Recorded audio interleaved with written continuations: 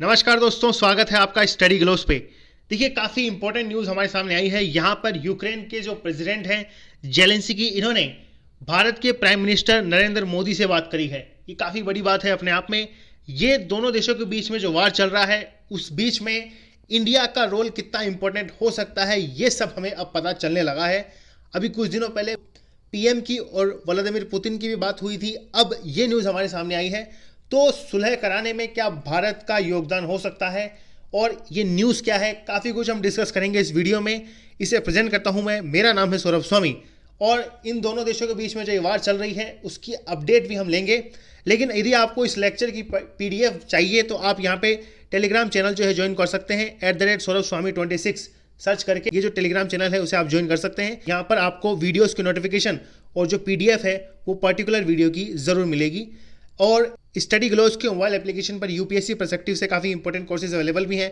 तो आप यहाँ पर 10% का डायरेक्ट डिस्काउंट पा सकते हैं इस रेफरल कोड को यूज़ करके। और कंबाइंड एनसीईआरटी वाला जो कोर्स है वो भी अब ऑफर में चल रहा है शिवरात्रि के ऊपर। तो स्टडी ग्लोस का मोबाइल एप्लीकेशन आप जरूर डाउनलोड कीजिए। और यदि आपको ये वीडियो अच्छा लगे तो इसे लाइक करें, शेयर करें और सब्सक्राइब कीजिए। और आपकी जो राय है ज़रूर वो कमेंट बॉक्स में लिखिए। देखिए, उसे जानना बहुत ज़रूरी होता है। यह आर्टिकल हमारे सामने आया है। Ukraine president speaks to PM Modi as Russia presence India UN stand. अभी हाल ही में सुबह मैंने एक वीडियो बनाया था जिसमें ये हमने डिस्कस किया था कि इंडिया ने वोट देने से अपने आप को दूर रखा है। यूएनएससी का जो प्रपोजल आया था अमेरिका और अल्बानिया की तरफ से, तो यहाँ पर इंडिया, चाइना, यूएई जो है, इन्होंने अपने आप को इस प्रपोजल से दूर रखा है। तो वीटो होने के कारण, रशिया के पास वीटो है, तो वीटो होने के कारण ये प्रपोजल वहीं पे कैंसिल हो गया और वो जो बैठक है वो स्थगित हो गई थी। देखिए, न्यूज़ हमारे सामने ये आई है कि प्रेसिडेंट जेलेंस्की ने पीएम मोदी से बातचीत करी है। और ये जो बातचीत है, ये जब रशिया आक्रमण कर रहा है यूक्रेन के ऊपर काफ़ी तेज़ी से, इन्वेजन काफ़ी ज़्यादा बढ़ चुका है, इस बीच में, इस दौरान ये जो बातचीत है वो हुई है। काफ़ी इंपॉर्टेंट न्यूज़ हमारे सामने ये भी आई है रिसेंटली कि यूक्रेन ने रिफ्यूज़ किया है यूएस के ऑफर को कि जो प्रेसिडेंट है जेलेंस्की वो इवैक्यूएट हो जाए वहाँ से और यूएस से अमेरिका चले जाए। ये आप यहाँ पर इस ट्वीट को देख सकते हैं।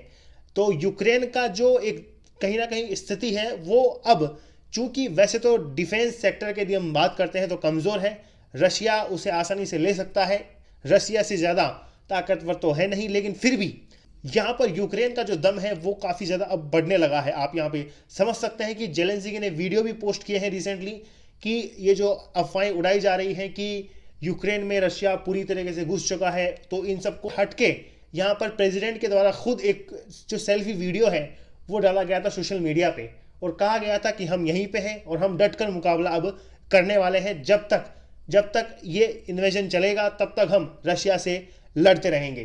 तो ये काफ़ी बड़ी बात है अपने आप में। और इंडिया के लिए जो न्यूज़ है वो आप यहाँ पे ये समझ सकते हैं कि इवैक्यूएशन जो फ्लाइट्स हैं वो रोमानिया और हंगरी से जो स्टूडेंट्स हैं उन्हें लेकर आज भारत की तरफ लौटी हैं। तो रोमानिया के अंदर दरअसल भीड़ जो है बढ़ने लगी है, क्योंकि वहाँ से, मतलब यूक्रेन से जो लोग हैं वो रोमानिया और आसपास के जो देश हैं वहाँ पहुँचने लगे हैं। और आसपास के देशों ने भी स्टेट इमरजेंसी डिक्लेयर कर दी है इस रशिया के आक्रमण के कारण।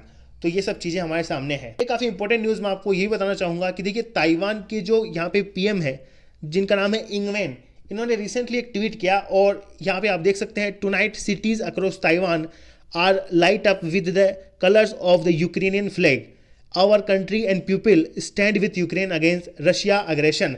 तो ताइवान जो है वो यहाँ पर यूक्रेन को सपोर्ट कर रहा है। ये ट्वीट जो है आप यहाँ पे देख सकते हैं। ताइवान के बारे में भी एक वीडियो रिसेंटली मैंने बनाया है, वो ये था कि ताइवान की जो एयर डिफेंस जोन है उसमें चाइनीज जो एयरक्राफ्ट है वो देखे गए थे। ताइवान जो है प्रेजेंट टाइम पे इस रशियन इन्वेजन के कारण अलर्ट मोड पे हो चुका है। देखिए, यूक्रेनियन जो प्रेसिडेंट है जेलेंस्की, इन्होंने इसको ट्वीट करके भी बताया है। मैं आपको एक ट्वीट दिखाना चाहूँगा। देखिए, सबसे पहले यहाँ पे आप देख सकते हैं, spoke with PM Narendra Modi, inform the courses of repulsing aggression, more than 1 lakh invaders are on our land. तो इस तरह से इन्होंने जो स्थिति है प्रेजेंट टाइम पे यूक्रेन की वो पीएम मोदी को बताई है। देखिए, यहाँ पर ये जो बातचीत है इसमें यूक्रेन के प्रेसिडेंट के द्वारा जो मेन पॉइंट है वो ये कहा गया था कि यूक्रेन को भारत की तरफ से एक पॉलिटिकल सपोर्ट मिल सके। मतलब यूएनएससी में फिर से यदि प्रपोजल जाए तो वो रशिया के खिलाफ जो है वो वोट दे। कुल मिला के इनडायरेक्टली आप ये बात समझ सकते हैं। और एक स्टेटमेंट जो पीएम ऑफिस से रिलीज हुआ है उसमें ये कहा गया है कि राष्ट्रपति जेलेंस्की ने प्रधानमंत्री को यूक्रेन में चल रहे संघर्ष की स्थिति के बारे में विस्तार से जानकारी दी है। प्रधानमंत्री ने ये जो संघर्ष है इसके कारण जो जीवन और संपत्ति का नुकसान है उसके बारे में अपनी गहरी जो पीड़ा है वो व्यक्त की है। तो इंडिया तो हमेशा इस चीज़ को लेकर कंसर्न रहा है। यूएनएससी में भी इस तरह के जो स्टेटमेंट है वो दिए गए हैं इंडियन एम्बेसडर के द्वारा। और देखिए, पीएम मोदी ने ये भी कहा है कि हिंसा की तत्काल समाप्ति और नेगोशिएशन जो है उसको दोहराया जा सकता है और पीस जो है वो मेंटेन की जा सकती है। और भारत जो है वो भी इसी में अपनी इच्छा जो है व्यक्त करता है। मतलब कुल मिला के देखिए, ऐसा नहीं है कि भारत पूरी तरीके से रशिया को डायरेक्टली सपोर्ट कर रहा है। भारत ने यहाँ पे न्यूट्रल जो एक रास्ता है वो अपनाया है, मध्यम मार्ग जो है वो भारत ने अपनाया है और रशिया इससे काफ़ी ज़्यादा खुश है। देखिए, प्रधानमंत्री ने यूक्रेन में मौजूद जो छात्र हैं उनके हित के बारे में भी यूक्रेनियन प्रेसिडेंट से बातचीत करी और उनकी जो चिंता है उससे यूक्रेन के जो प्रेसिडेंट है उन्हें अवगत कराया। और यहाँ पे पीएम मोदी ने भी एक मांग रखी है कि भारतीय नागरिक जो है उन्हें सुरक्षित रूप से बाहर निकाला जाए, उनको यूक्रेनियन जो अधिकारी हैं वो सपोर्ट कर सकें। तो ये जो मांग है वो भी यहाँ पे पीएम मोदी के द्वारा की गई है। देखिए, ये काफ़ी बड़ी बात है कि इंडिया इस दो देशों की कॉन्फ्लिक्ट में अपना अहम रोल निभा सकता है। भारत जो है कूटनीति और बातचीत के जरिए समाधान खोजने की कोशिश हमेशा करता रहा है।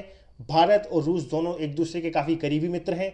अंतर्राष्ट्रीय बिरादरी को अब ये लगने भी लगा है कि भारत जो है सुलह में अहम भूमिका निभा सकता है।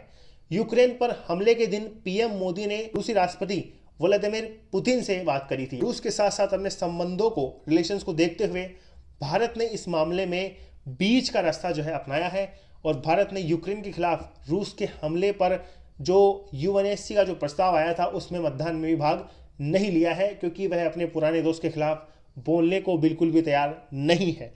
लेकिन एक चीज़ मैं आपको ज़रूर बताना चाहूँगा कि जेलेंस्की ने यहाँ पर इनडायरेक्टली पीएम को ये कहने की कोशिश करी थी कि यूएन की सुरक्षा परिषद में वो जो है मतलब भारत जो है वो यूक्रेन का सपोर्ट करे। यहाँ पे आप ट्विटर देख सकते हैं, रशिया इन इंडिया का जो ट्वीट है वो यहाँ पर आया है इसके सामने। Highly appreciated India's independent and balance position at the voting in the UNSC on फरवरी 25, 2022। ये काफ़ी बड़ी बात है अपने आप में। इंडिया ने इस प्रपोजल से अपने आप को दूर रखा और रशिया ने यहाँ पे भारत को कॉन्ग्रेचुलेट किया है, अप्रिशिएट किया है। क्योंकि देखिए, भारत के लिए रशिया बहुत ज़रूरी है, ये समझना बहुत ज़रूरी है। लेकिन भारत ने दोनों राज्यों की जो सोवर्जिनिटी है और ये जो एक टेरिटोरियल इंटीग्रिटी है, जो क्षेत्रीय अखंडता है, उसका सम्मान करने का आह्वान किया था यूएनएससी में। हिंसा और शत्रुता को तत्काल समाप्त करने की जो मांग है भारत के द्वारा की गई थी। लेकिन अब ये बात आपको ज़रूर माननी होगी कि पूरे वर्ल्ड को ये लगने लगा है कि भारत जो है इस पूरी कॉन्फ्लिक्ट में एक अहम भूमिका निभा सकता है, जो कि भारत के लिए वास्तव में काफ़ी बड़ी बात है अपने आप में। तो खैर, आप जो है इसके बारे में क्या सोचते हैं, ज़रूर अपनी राय कमेंट बॉक्स में लिखें। खैर, ये था इस वीडियो में। इसी तरह के इंपॉर्टेंट और इन्फॉर्मेटिव वीडियोज़ के साथ हम मिलते रहेंगे। धन्यवाद।